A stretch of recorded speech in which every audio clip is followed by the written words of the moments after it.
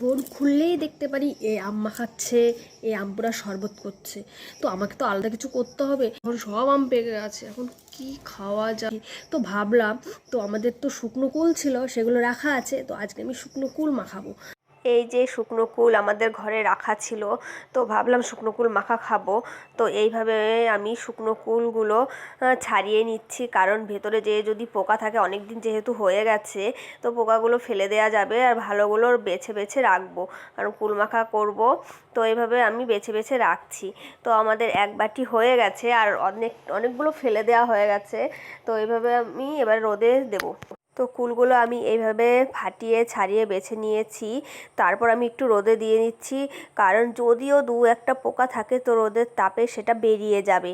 তার জন্য আমি একটু রোদে দিয়ে দিচ্ছি কয়েক ঘন্টার জন্য।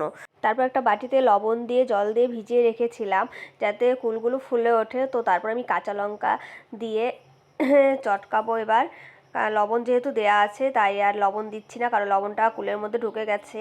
তো খুবই ভালো লাগবে খেতে। এইভাবে আমি লঙ্কা দিয়ে চটকাবো। তো আমাদের এইভাবে লঙ্কা দিয়ে মাখাবো এখন আমি।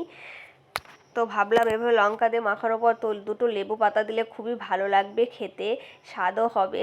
তো আমি এবার দুটো লেবু পাতা আনবো। তো দুটো লেবু পাতা আমাদের গাছে ছিল, তো দুটো লেবু পাতা এনে নিয়েছি।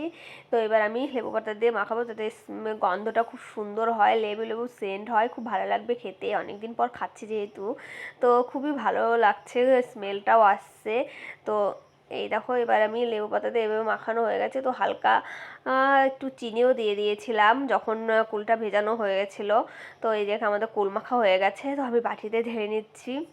এবার দেখা যাক কেমন লাগে খেতে। ওফ, খুব টেস্টি হয়েছে। টাটা, ভালো থেকো সবাই।